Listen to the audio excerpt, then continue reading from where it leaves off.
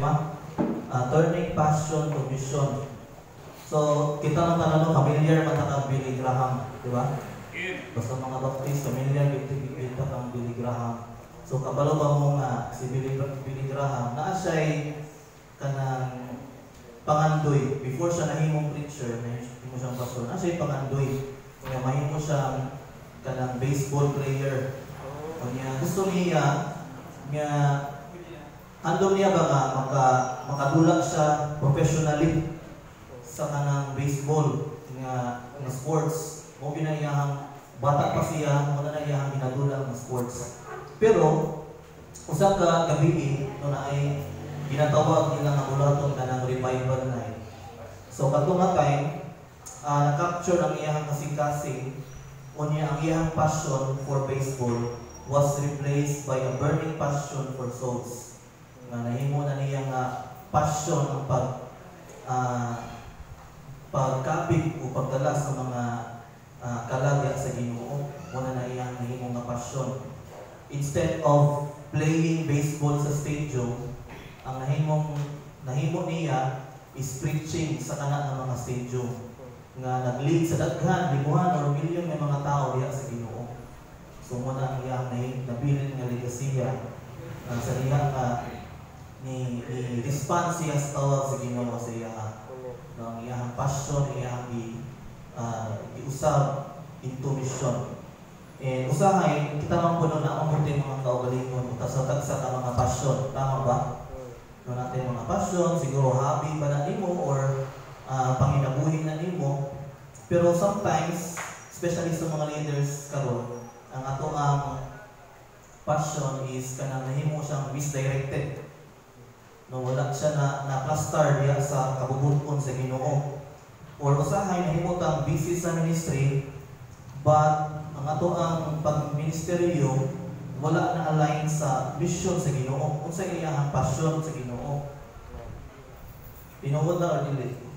Alright, kasagaran unsay feeling nato we are doing God's work, but we are doing our work. Usahay mo na anak nahitabo. We are passionate about programs, but dili ta passionate sa mga tao. Nindot ato ang programa, pero dili nindot ato ang pagdala sa mga tao. Usahay, we are more concerned about numbers rather than nurturing them. Ang mahitabo karon padaghanay ng nabautismuhan, padaghanay na o kanang kasangyawan. Pero wala nag-disciple og tarong. After na baptize, sa dahana, dili na follow up. Wala na pag-disciple. Nang ang Great Commission, dili na siya pag-go. Dili lang siya about pag-baptize. It's about making disciples. O nang pinakamatrabaho. Ang katulungan, discipleship, it is a lifelong process. Hangtod mamatay ka, ginang-disciple dapat ka. Dapat na nag-disciple sa imuha. Dili pa sabot, nag-igulang na ka, huwag na nag-disciple sa imuha. Dapat na perminti nag-disciple pa or kita nag-disciple. Kaya wala man na undang pag-learn. Diba? So, ang ato ang teksto karon makita sa Mateo chapter 4 verses 18 to 20. Palihog sa pag-atindog sa ato ang pagbasa sa tulong sa Ginoo. Akong basahon ni sa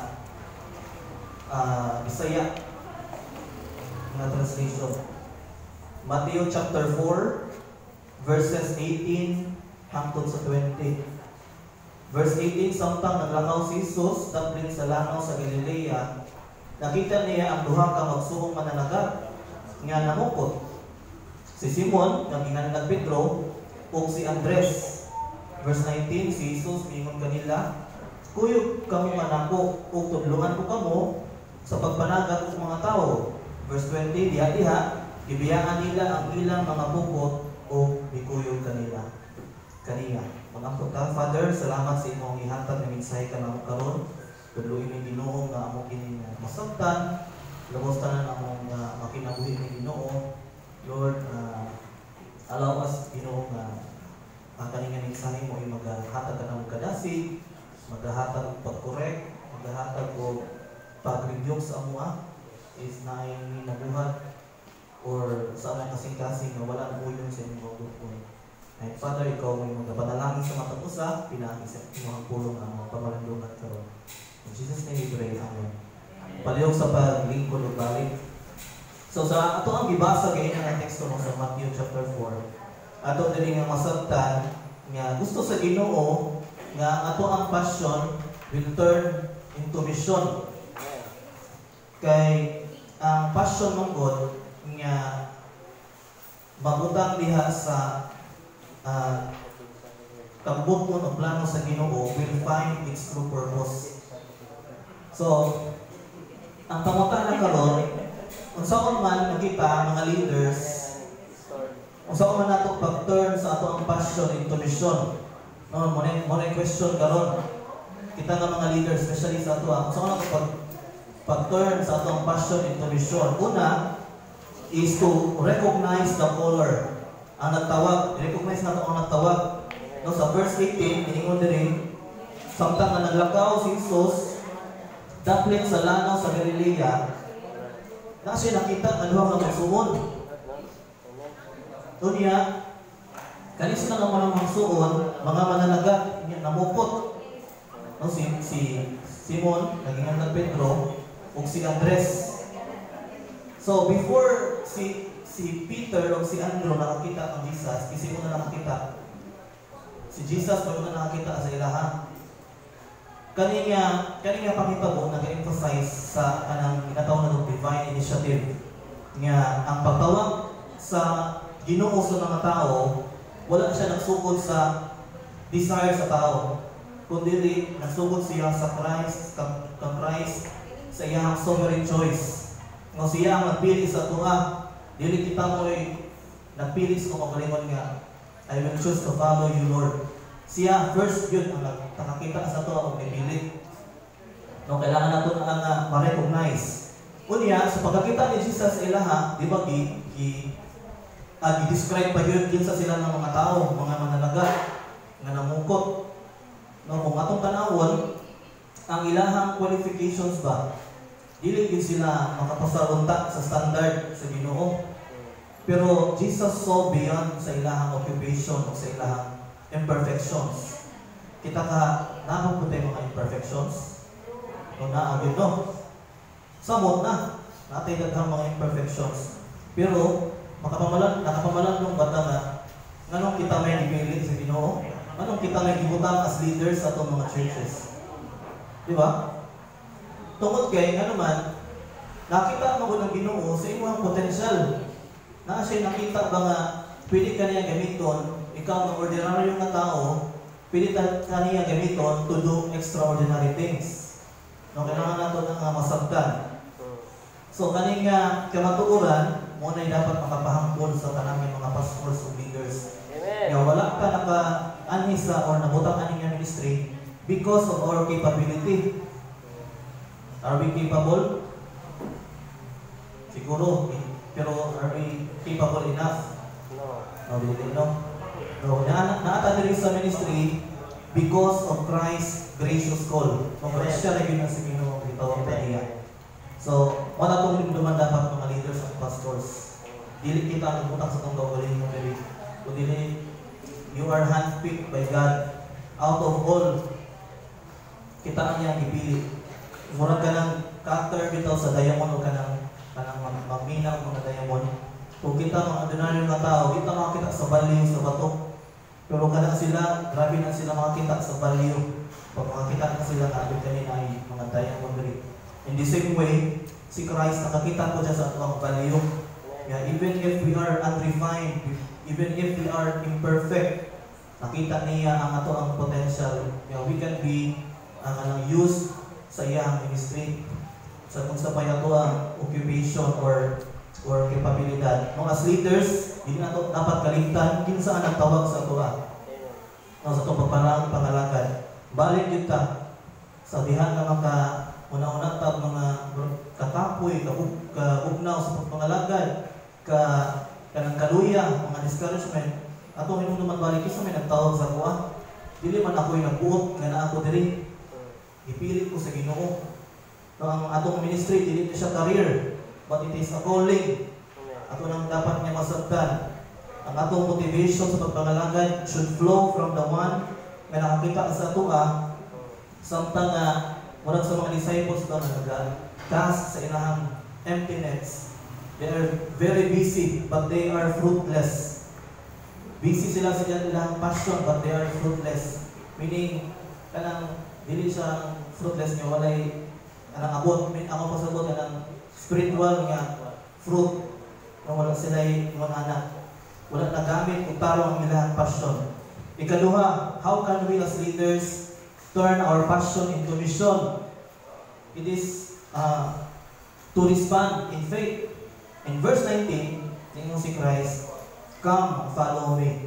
Ang muna yung unang mag-isulti. Kanina mo man, atong bantayan nga, this is both invitational and transformational.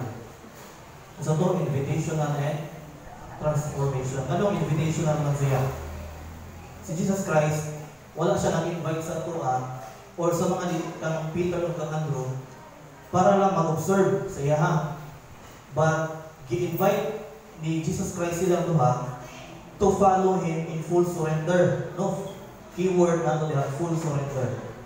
So para kang Peter o kang Andrew, ang pagsunod kang Christ, it means leaving their nets, leaving their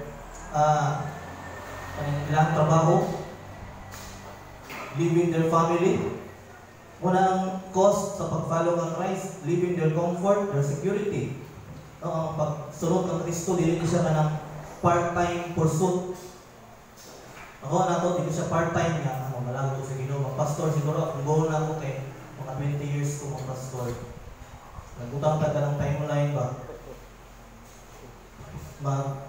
Maghimo kong officers association, mga kuan lang. Nga nilang, logistic lang po. Basta maka-experience lang po. Nga na ba? But ang ministry is dili siya part-time pursuit, but it is a total life reorientation. Ang keyword nato diri reorientation. Dagan sa mga leaders karon gusto ta og title or natawag nato ito kauling servant of Christ. Ang servant of Christ, but not at the cost of obedience. Dili ta wala ta nahimong servant. Pero nahimo na ta boss amo manager. Dili na servant. Dili na magpasulti, dili na mo mulihok sa ginagpanugo. So, ang true discipleship, it always involves displacement. Gusto man yung displacement. Kanang ginalet go mo ang something lesser to gain something greater. No, sa sitwasyon sa kang Peter kang Andrew, gilet go nila ilang occupation, ang ilang passion to fish, ilang gialisdan o something greater to fish for people. Sa dihan ang resulti si Christ, follow me, come follow me. Gina pangayo ni Jesus Christ nga i-align ang ilang direction sa ilang direction. Usahay sa atoa, natay mga, di ba naamang yung mga plano, di ba? Natay mga panglantaw sa unahan ba? Usahay atong prayer sa Ginoo, Lord, mo ni akong plano, Lord. I-bless akong plano, join in my plan. Wala ba? Murag ikaw mo'y nagkuhan ba? Murag captain sa imong life. Lord, join my plan. Pero dili siya mao gusto sa Ginoo. Ang Ginoo na ikabuot na siya plano, na siya sovereign will. Ang gusto ni Lord, ang imong nga ikaw mo'y mo join sa iya ha. Dili kita mo'y musuko sa Ginoo nga sa ina lang mahitabo kung natin mga plan, Lord. I-bless ni nga plano na ako, Lord. Nga na ba? Murag ka ng sundalo, di ba? Ang sundalo, pag subukan siya sa commander, dili ba siya makikibate or mag-delay sa iyang pagpuman. Ang first kibuhat ng sundalo is buliho sa sugo sa iyang commander. Ang success sa iyang mission, it depends sa iyang obedience. In the same way, atong panawon sa itong pagpangalagad, ang delayed obedience is still disobedience. Ang padugay-dugay ka ba? Pagpagahigahin pa ka, that is still disobedience. So as leaders, no, we must respond sa tawag sa Ginoo completely, no, full surrender. Dili enough nga naga-preach lang pa about surrender. Kita po dapat atong ikinabuhi. So, willing ba ka nga i-sacrifice imong passion for God's mission? Sagaran, dili willing. So, words lang willing, pero dili willing sa kinabuhi. Ikatulo, last, how can we as leaders turn our passion into mission is to redirect your passion. In verse 19, gihapon, ningon si Christ, after siya ningon, come follow me, ningon din siya, I will make you fishers of men, mga mananagat o tao. Now notice ang kaning phrase nga, I will make you. No kaning phrase, I will make you. Dili siya man's self-made mission, but it is a transforming work of Christ. Ang natural nga passion ni Peter o ni Andrew sa pagpanagat, gikuha ni Christ o gigamit niya ba? O sa may mga kinaiya sa mga mananagat, di ba nadira ang patience, na ay mga strategy sa pagpanagat, na ay endurance sa pagpanagat, kung wala kay endurance, kung ka mula hutay, oy. So, gigamit niya ni Christ nga ilang passion and redirected it for a spiritual purpose. No, ang pagpanagat o mga kalag for the kingdom. Si Christ, wala niya gi-erase ang ilang identity. Di ba? But gigamit ni Christ ang ilang passion to fish for souls. No, gigamit nila, nagamit nila ang patience, nagamit nila ang strategy, nagamit ang ilang endurance. Kaning mga butang kailangan gyud sa pagpanagat ng tao. Murag natoy ka church musician bitaw ningon siya. Sa una nagatugtog pa ko to be uploaded para ko palakpakan. Pero karon nagatugtog ko para ang ma-upload si Christ. Para ang mga tao maka-encounter ng Christ. So wala nawala iyang skill. Wala nawala iyang passion. But unsay nawala ang purpose. No, redirect sa Ginoo. Wala nang pasabot. No, when Christ transforms passion, hatagan niya ni og eternal significance. Naaman, di ba, namutanaw ko na, naabatay mga passion. Kasi atong passion karon, ato pwedeng nagamit for eternal significance. No, ang passion, hindi mo siya hobby. Hindi mo ang skill or talent or imuhang panginabuhi. No, like ang Peter o kang Andrew, nagamit ba ni sa Ginoo o imo ba ni i-surrender para mahatagan sa Ginoo tinuod nga purpose para magkaroon siya ng eternal significance. So, kita po no, mga pastors, kita po, we must model what it means to let God use our gifts, dili for fame, but for fruitfulness. Kaya kung ang mga leaders, ang ilang passion, ma-redirect na mission, ang tibuok congregation mo, sunod na siya. Pero kung ang leader, dili siya into mission, maglisod mo ng church, hindi po ka maka-expect na mag-follow sila into mission, na magkaroon sila heart for mission, kung mismo ang mga leaders wala heart for mission. Amen. So let us examine our hearts sa itong kaugalingon karon. Na turn ba ang ato ang passion into mission? Ginaalaw ba nato ang ato ang passion nga gamiton sa Ginoo for His mission? Ato bang na-recognize ang color na ang tawag sa ato ang first na nagtawag sa ato siya ba ato ang recognize sa dihan na pangalan ta sa Ginoo? Or have we been distracted by the noise and performances and programs? Mas na-busy sa mga programs. So, kung imong passion for mission na bugnaw, is an encouragement sa ato to go back no sa ato ang first, kung sa kanang passion ni Christ, sa iyang first na priority, kung sa iyang mission din sa kalibutan. Diba? To seek and save the lost. Wala may mali no sa atong mga passion, but atong nang i-redirect unta into mission. Ato ang gamiton for His purpose. Kaya in the first place, dili man kita nagutang sa atong gagaling ng diri as leaders. Siya ay muna nga nagtawag sa ito. Siya ay nakakita sa itong potential. Ato nang hinumduman. Sa diha ka nang magtawag sa itong gagalingon, kinaamag yung mga imperfections. Natin mga kakulang ng yun. Pero itong hinumduman nga, tawag mo sa Ginoo. Ako sa'yo mag-pray ko, Lord. Itawag mo ko ni mo na Lord. Kaya ko pagkaunawin mo. Tabangin ko. Tuloy ko nga, una-una yun, tuloy ko, Lord. Na akong heart, nag-inpit siya, Lord. Pero, anda mo dawat ba? Or malipay. No, dahil mo na anda mo dawat. Pero may kalipay. dapat malipay jud, di ba? Magawad ka mga corrections, instructions, para ka nang mas buro pa yun ka, mas may kang better sa imong pag-lead sa mga tao. So, again, no, ginauhag ni Christ, pinatawag pa, come follow me, and I will make you fishers of men. Gusto sa Ginoo nga ato ang i-rededicate or i-redirect ang ato ang heart, ang imong ministry, ang inyong calling to the one who first saw you and believed in you, o si Jesus Christ. Muna ang pulong sa Ginoo ta na nasip ta, makapamalandong ta na atong i-turn ato ang passion into mission. Let us pray. Father, we thank you once again sa inyong pulong, Ginoo. Salamat sa nasulat ni Matthew nga iyang na-record ang pagtawag ka Peter o ka Andrew na kuhaan na mo, Ginoo, mensahe nimo bisan mo mga imperfect mi nga mga tao. But salamat, Lord, kay mo aming ipili nga mag-lead sa imong mga katawhan. Lord, I pray nga ikaw pa rin yung mga gamit sa matag usa nga mabutang sa among heart, Lord, ang imuhang passion, ang imuhang vision, Lord.